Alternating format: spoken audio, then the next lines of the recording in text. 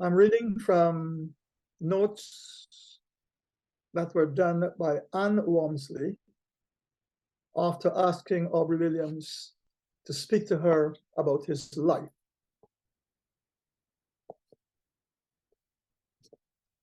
The 20th of March, 1972. Aubrey Williams speaking to Anne Walmsley.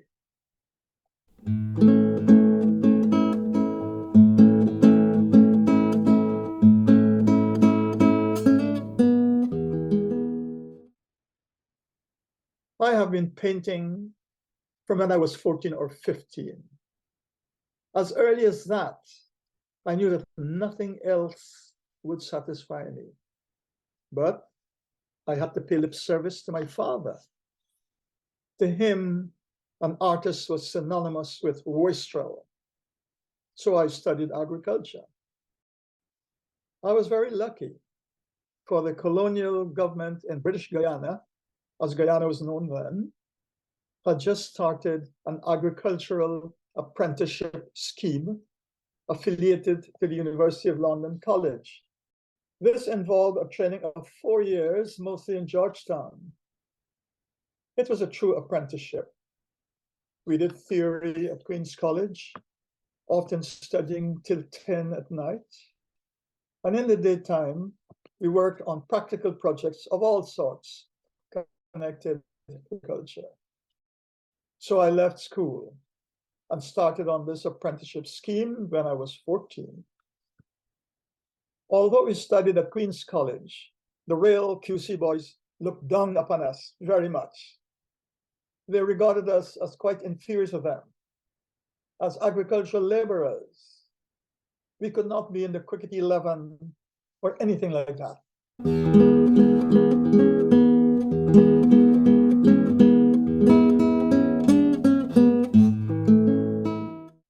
I was always painting, a child, the prodigy who has never grown up. All my life, I worked with people, and I owe a great deal to two men in particular. The first of these was a Dutchman, De Winter. It was with him that I had my first experience of art, as opposed to just a child drawing. I can remember sitting on the steps of our house in Border Street. My father came home from work, riding on his bicycle. He patted me on the head and then snatched the drawing that I was doing from me. First, I thought I'd done something wrong. It was a picture of a vulture which had swooped down on a rat in front of the house and was sitting, eating it on a white tomb. My father always kept that picture. Anyway, he rushed off with it on his bicycle. Then my father came back with this European man with a long pepper and salt beard. He was Mr. De Winter, a Dutch art restorer in the churches of Guyana. He had been trained in Rome.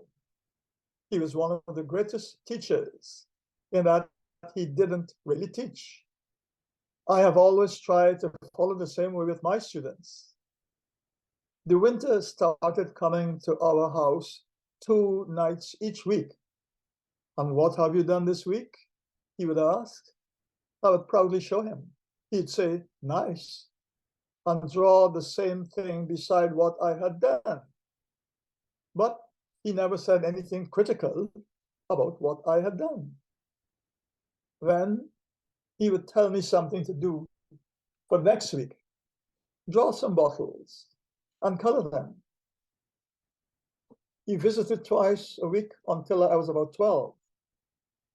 I used anything that could make a mark. I didn't use oils until I was 12. About this time, I also met E.R. Burroughs. I used to enter watercolors in competitions, and I always won prizes. Burroughs took great interest in my work. He was a very attentive, astute man. He knew my father. He used to drop in to see me, and I to see him. We used to paint together, and I started using oils. Burroughs had been painting ever since he was a tailor. Then he taught art. He picked up all the reproductions that he could.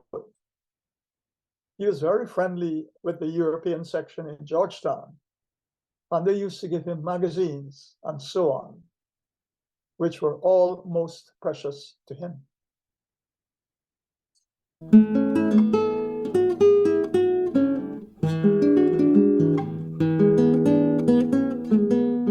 I had also seen a good many reproductions from my grandfather, who had traveled widely. Much the dominant force in my childhood was my grandfather. He was the first man to put me on a horse and to put a foil in my hand. He had fought in the Boer War, and he helped to form the Guyana militia. He was a strange, very daring man. He was also very musical. He played the violin and sang. He was a well-known baritone in Georgetown, and he started Sunday afternoon concerts in Georgetown, which unleashed European music onto the Guyanese. When I decided to come to Europe and paint, only my mother and my grandfather were behind me. My mother said, "You must go. If not, you will always regret it." But by the time I went, I had a good job in agriculture. When I told my father what I meant to do, he wouldn't speak to me or say goodbye. He didn't write to me for 5 years, not until he saw a headline in the newspaper in Guyana saying that I had won the Commonwealth Prize for painting. Then he told me I had been right. My father did quite a bit of writing. He had 2 books published in Guyana. He was employed in the post office, but he used to write from 4 p.m. to 1:30 every day. He turned out great tomes of writing and used to burn most of them once a year. Most of his writing was bad, but occasionally he wrote something good. His name was Walter Williams. One of his novels was called The Flames Come Back. My mother always believed in my work and in anything I choose to do. I was always a bit of a loner. My grandfather was automatically behind me as a painter. He believed more in art than in anything. And my grandfather saw that if Burroughs had only taken himself off to Europe instead of staying in Guyana, he would have been a great painter. So I came to England when I was 26 on 6 months leave from the Department of Agriculture. Also, I had saved quite a bit of money and sold my car. So I was really able to live it up when I arrived in England. I looked at everything I could, and I traveled as much as I could. I experimented with living in several countries, in France, Germany, and Italy, but it didn't work. In the end, I decided London was the most civilized place of all, and the only place where I could live and work.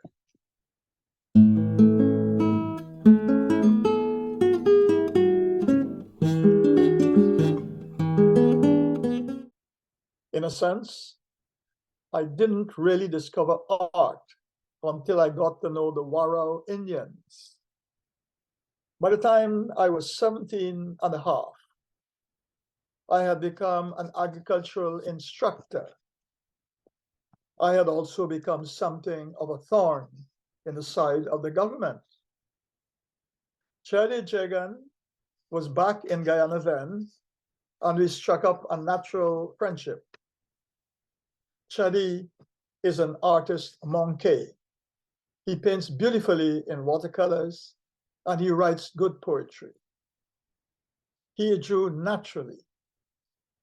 I didn't think at all that much of Chetty as a politician, but as a humanist, yes. He is a natural Marxist, not an intellectual Marxist. Chetty's and my ideas were very similar. We would sometimes drive a long way together without either of us saying anything at all. We knew we were thinking along the same lines. Anyway, I started implementing some of these ideas into agriculture. I was accused of running farmers' communes. I used to encourage the farmers to plant silage cooperatively. As their farming officer, I taught them to make their own flood furrows. But all this was quite unacceptable in the colonial setup. For I was making the farmers politically conscious, even though I myself was politically innocent. Naturally, because we were friends, I used to get Chetty to come along with me and talk to the farmers.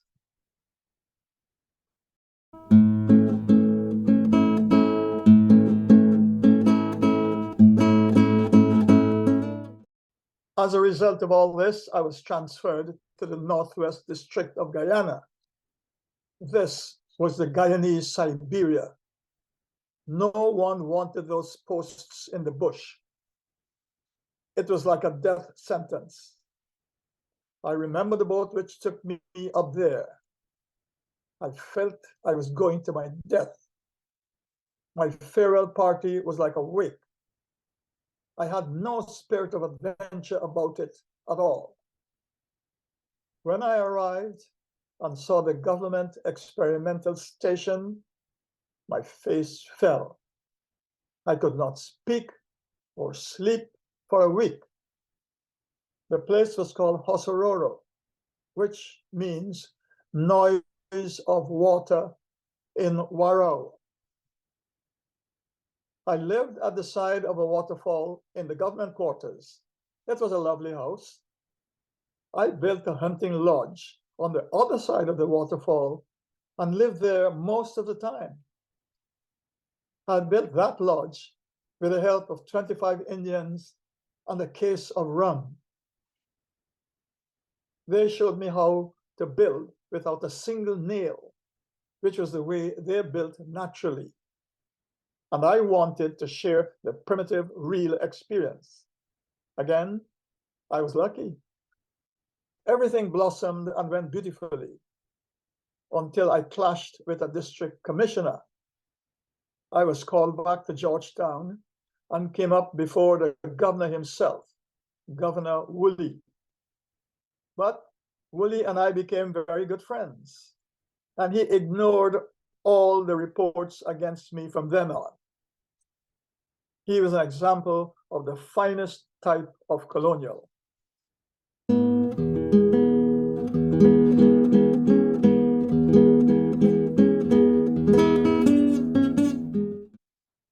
I was given a lot of freedom up in the Northwest District.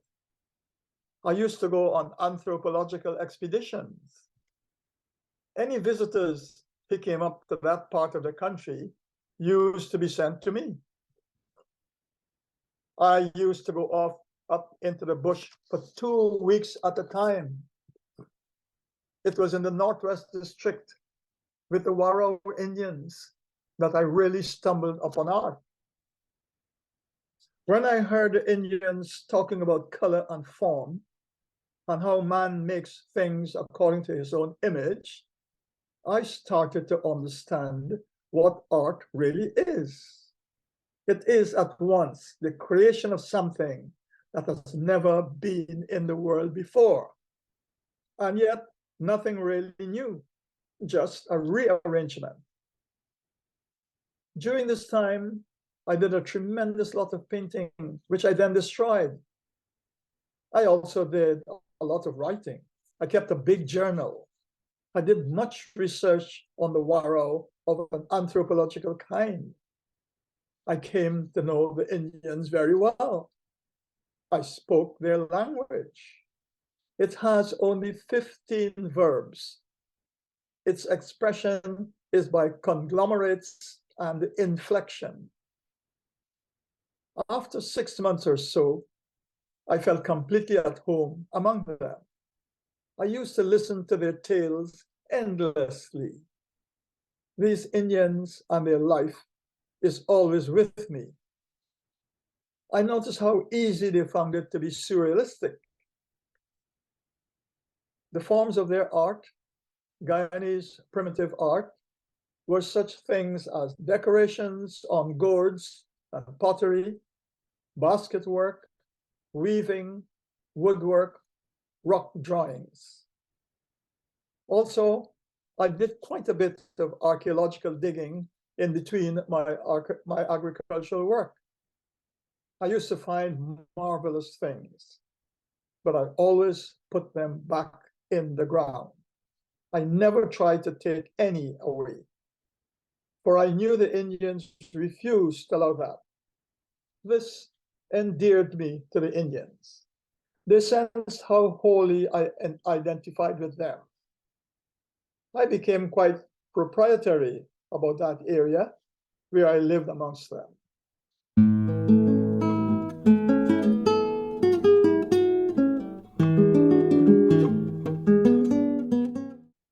My period there came to an end very abruptly. Farmers in the Georgetown district marched to the Department of Agriculture and demanded my return. And marches were not usual in those days. So I was called back to work on the east coast of Demerara. It was a terribly quick parting from the Northwest District. No chance of making a big tour. The area was 300 square miles or so, and of saying goodbye to the Indians. I'm afraid many of them were insulted. I was back working on the East Coast for about 1.5 years. This was in the early 50s when the troubles had started. I was most strongly advised to go to England and paint. Otherwise, I too would have been jailed along with so many of my friends and colleagues. Cheddy Jagan was jailed 6 months after I left. A new governor was in charge. My old friend had gone. But my years in agriculture in Guyana were good, rewarding ones. Maybe I was lucky. H. Critchlow was the director of agriculture in those days. I really had nothing against the colonial regime. And I got miracle results in agriculture. In fact, the Department of Agriculture thought I fraternized with the colonials. I used to be invited to the governor's parties. I used to go along in my jitterbug shirt while my father was sweating away in his bow tie. I got away with murder. I was regarded as an agricultural man, a bushman. There was a lot of social snobbery around then.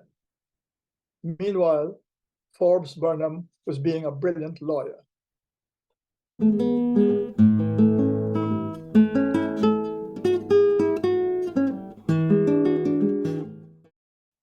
So to England I came.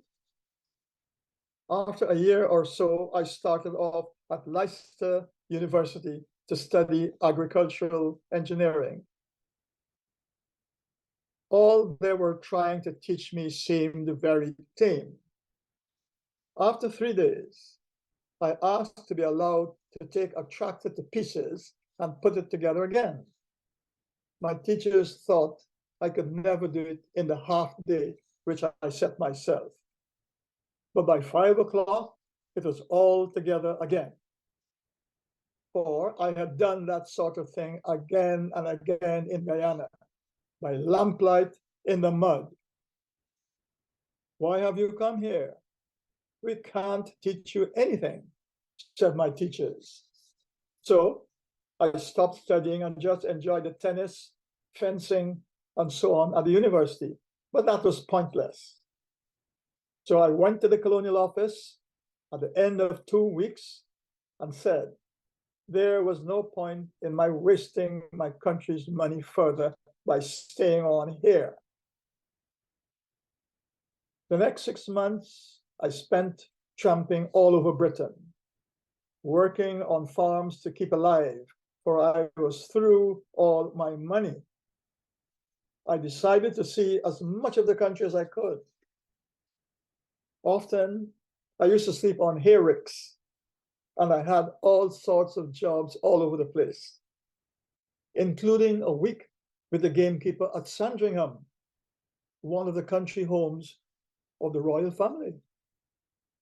Then in 1953, the coronation was coming up, and I was determined to see it.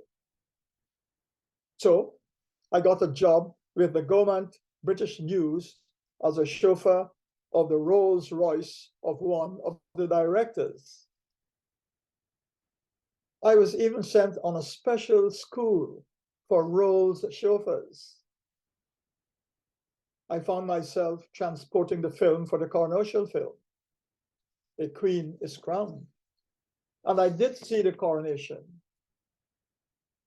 At last, I enrolled as a student in the St. Martin's College of Art, full-time at first. But when the money I had saved gave out, I had to take a job, electroplating, part-time, and become a part-time student. But then Eve arrived from Guyana, and we married, and she took a job so that I could become a full-time student again. My first one-man show was at the Archer Gallery in 1954. It was a sellout. All my subsequent shows have been successes, and I have always sold lots of paintings at them. In addition to painting, I opened a little picture framing gilding shop. Also, I began to teach art, and this I still do. But I'm not a conventional art teacher. I don't believe in teaching methods and techniques and so on. Instead, I try to share the student's problems, to keep him company, and to share experiences with him. I can tell him how I would do things if I had to. So I get fantastic results. I hope I am teaching as my first teacher, the Dutchman, Mr. De Winter, taught me. But those 2 years among the Warau Indians were probably the most important period of my entire life. The Warau bear the same relation to the Carib as the Kikuyu bear to the Maasai in Africa. A highly imaginative small group of people who took over from a large warring group. It is important to remember that on my great-grandmother, on my mother's side, was a Carib. You can see it in my eyes and in those of my daughter, Maridawa, which is a Carib name.